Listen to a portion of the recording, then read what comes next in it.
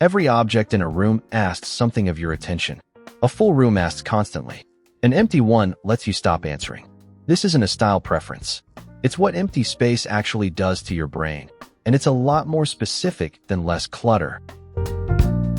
Perception depends on a basic distinction the brain makes constantly and unconsciously, separating what it's looking at, the figure, from what surrounds it, the ground. A single vase on an empty shelf is read instantly and effortlessly as the figure, with the shelf functioning as its ground. This separation is what allows the object to actually register as something specific and worth attending to. Fill that same shelf with a dozen objects, and the distinction collapses. There's no clear ground left for any single item to be a figure against, because everything is simultaneously competing to be the thing the eye focuses on. The brain either has to work harder, scanning and rescanning to find a resting point, or it gives up trying to find one and processes the whole shelf as an undifferentiated mass of stuff, with no single object actually registering as anything specific. This is the most fundamental mechanism behind everything else in this video. Negative space isn't simply the absence of objects. It's the ground that makes whatever objects remain legible as figures at all. Remove it entirely, and even beautiful objects stop being individually perceivable.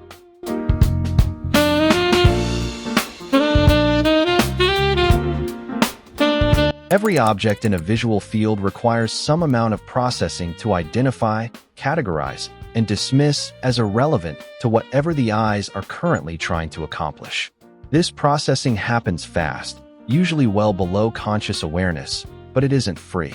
It draws on limited attentional resources, the same resources responsible for everything else the mind is doing at any given moment.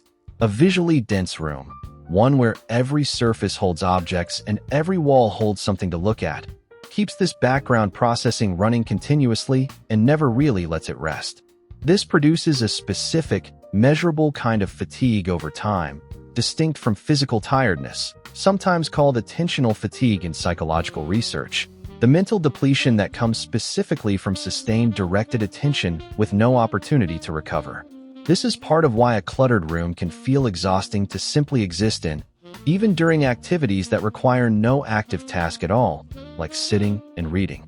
The room itself is quietly taxing a resource that has nothing to do with the task, purely through the volume of visual information present in it.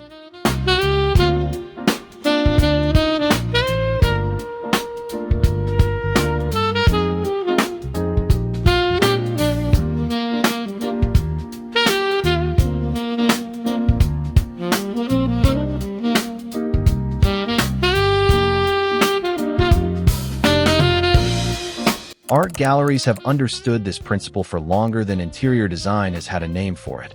A single painting hung on an otherwise bare wall reads as significant, worth individual attention, precisely because of how much empty space surrounds it. Hang the same painting in a room crowded with a dozen others, and its perceived importance drops immediately, regardless of the painting's actual quality. This works because empty space functions as a kind of visual punctuation, signaling to the viewer that whatever it surrounds deserves to be considered on its own rather than as part of a general collection. An object given generous space reads as chosen deliberately. The same object crammed among many others reads as merely accumulated. This has direct, practical value for anyone furnishing a small apartment on a limited budget, because it means the perceived value of an object isn't fixed at the moment of purchase. A modestly priced object, given the same generous spacing a gallery would give an expensive painting, borrows some of that same signal of significance. Space does real work that money alone would otherwise have to do.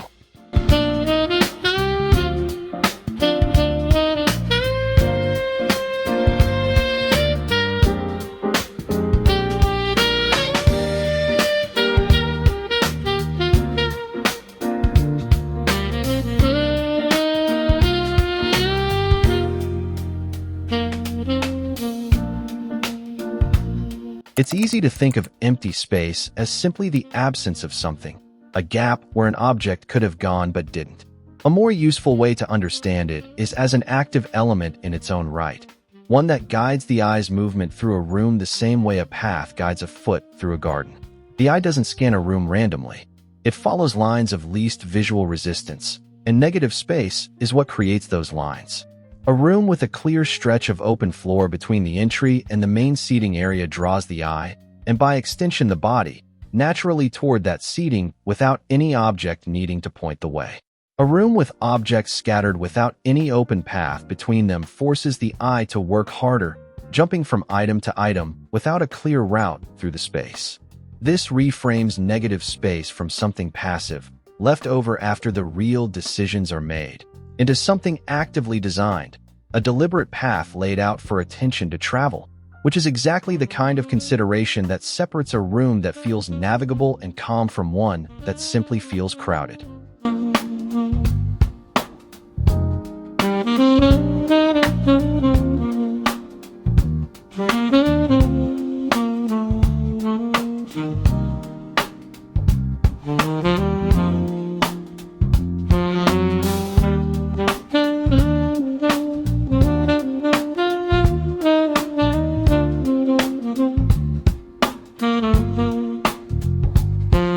Japanese design has a specific term for negative space, ma, that carries a meaning considerably richer than the direct English translation suggests. Ma doesn't describe empty space as absence or leftover area. It describes the interval itself as an active, meaningful presence, the pause in music that gives the notes around it their rhythm, the silence in conversation that gives words their weight, the empty space in a room that gives the objects within it their significance. Western design vocabulary tends to treat negative space as a residual category, defined only in relation to what it isn't. Not furniture, not decoration, not the real content of the room. Ma treats it as content in its own right, deserving the same deliberate consideration given to any object placed within it. This distinction matters beyond mere semantics, because it changes the actual design process. Planning a room around Ma means asking, early and directly, how much interval of space needs to feel resolved, not planning the objects first and accepting whatever space happens to be left over once that planning is finished.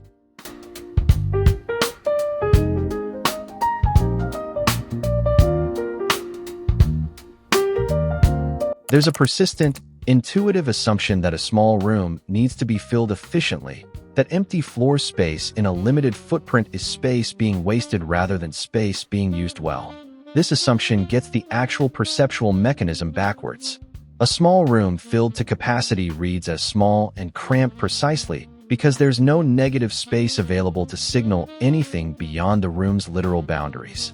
Every visible surface confirms the room's limits. A small room with genuine open space, even a modest amount, reads as more spacious than its actual square footage would suggest, because that open area gives the eye room to travel before hitting an object or a wall. Perceived size is measured less by a room's actual dimensions and more by how far the eye can travel uninterrupted before something stops it. This is one of the more counterintuitive, high-value applications of this entire topic for small apartment design specifically. The instinct to fill every available inch, driven by a reasonable fear of wasting limited space, often produces the opposite of the intended effect. Leaving one area genuinely, deliberately empty can make the whole room feel larger than filling that same area ever would.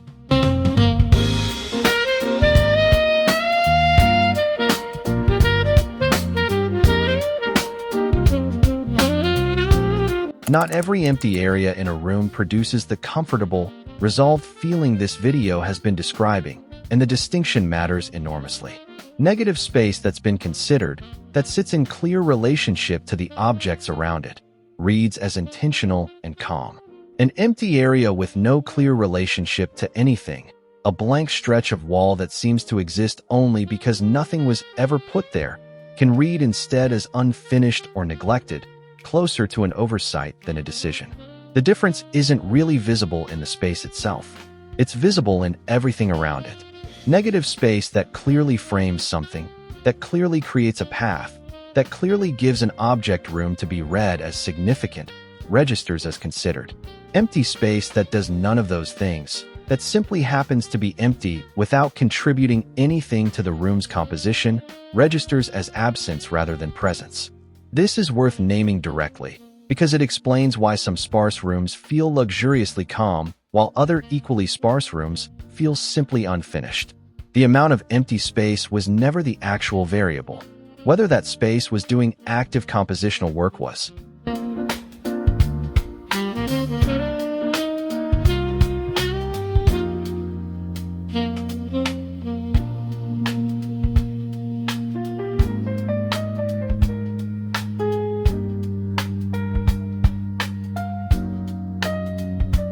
This is testable without removing a single object first.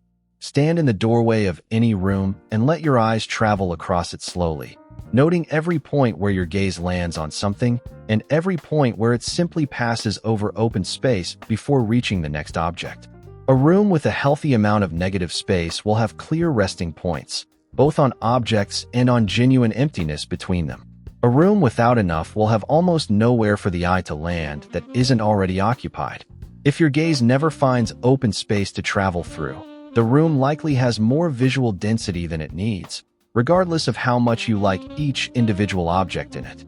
If your gaze finds space, but that space doesn't seem to connect to or frame anything nearby, the room may have negative space that's reading as neglect rather than as intention, and the fix is usually to move the empty area near an object it can meaningfully relate to. Run this test through a few rooms, and a pattern usually emerges quickly about where your specific home tends to accumulate density without meaning to. That pattern, once visible, becomes the actual map for where editing will do the most good.